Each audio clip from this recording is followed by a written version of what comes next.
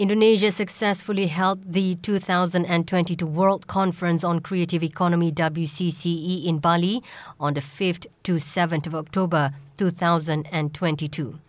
This is the third time this conference has been held and the second time Indonesia has hosted the WCCE.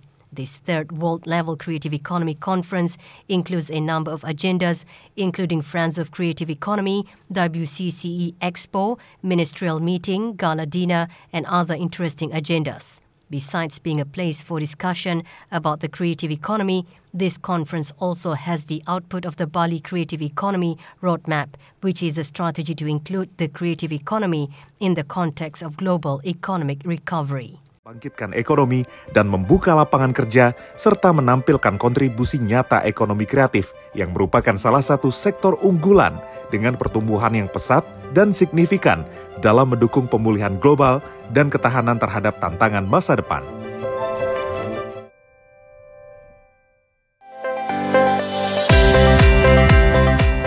Vice Minister of Tourism and Creative Economy, Angela Sodibio, invited the delegates of the Y20 Summit to participate in realizing quality and sustainable tourism, particularly in human resource development and gender mainstreaming. The Y20 Summit itself is an official forum for youth from G20 member countries to discuss and exchange ideas on global issues, one of which is the concept of sustainability, so as to reach a consensus which will later be submitted as a recommendation to G20 leaders.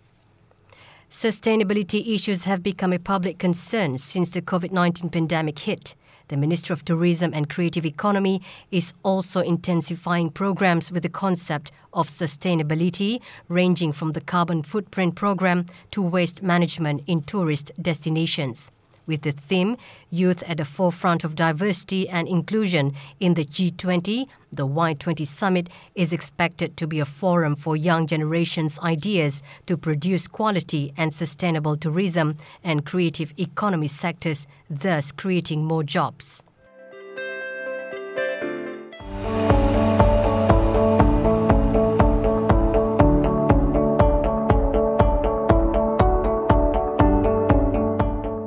At the UNWTO Ministerial Roundtable International Forum, Vice Minister of Tourism and Creative Economy, Angela Sodibio, introduced the Calculator Carbon Footprint Platform. The platform is an effort by the Ministry of Tourism and Creative Economy in realizing clean energy and electricity transportation for quality and sustainable tourism. The Vice Minister of Tourism and Creative Economy also informed that the Ministry of Tourism and Creative Economy is accelerating efforts to digitize MSMEs, especially in the tourism business, by increasing the capacity to manage business online. A total of 18.5 million MSME players have successfully onboarded to digital platforms, and it is hoped that this number will continue to grow so that MSME players can continue to develop during the pandemic.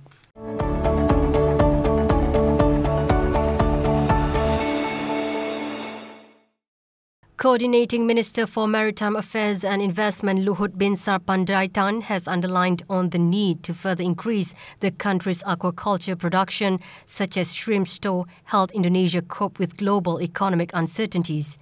In his remarks during a virtual discussion held by the National Shrimp Action Forum, the minister highlighted the importance of aquaculture production in the Indonesian economy. Aquaculture production, especially those related to fisheries, are an important element in development based on the sustainable use of resources. According to the Food and Agriculture Organization, Indonesia ranks second after China in the aquaculture production in the world. The Indonesian aquaculture production reaches about 14.8 million tons. Pangan protein bagi masyarakat kita.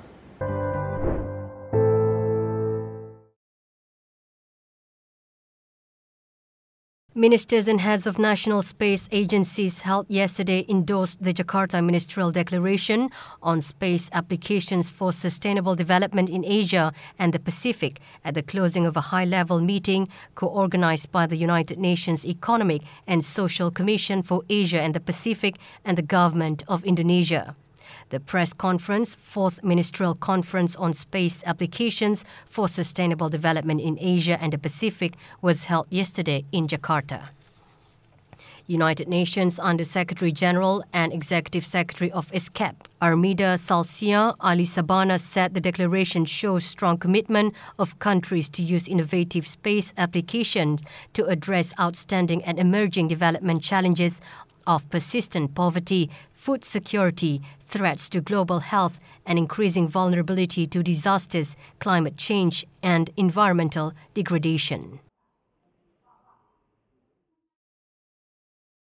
Indonesian Ministry of Foreign Affairs held an online seminar discussing about the joint publication coordinated by the MacDonald-Laurier Institute and the Foreign Policy Strategy Agency of Indonesia.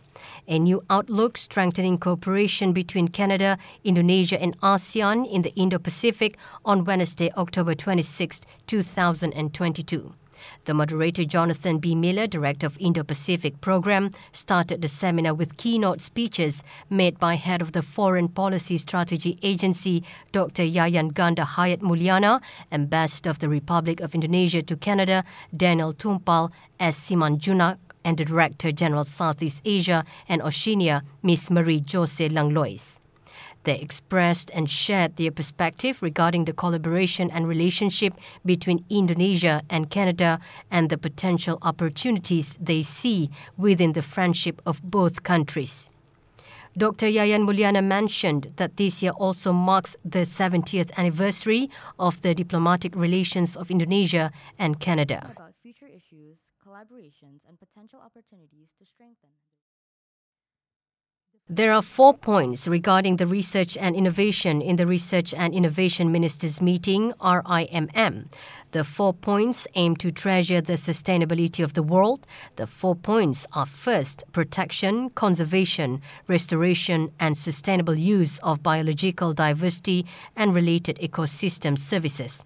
Second, discovery, testing, adoption, and safe implementation of new technologies and innovations for sustainable development in general. Also, the green and blue economy in particular, including bio-based products and services. Third, biotechnology development. Fourth, utilization of new and renewable energy to ensure access to affordable, reliable, sustainable, modern, and clean energy for all.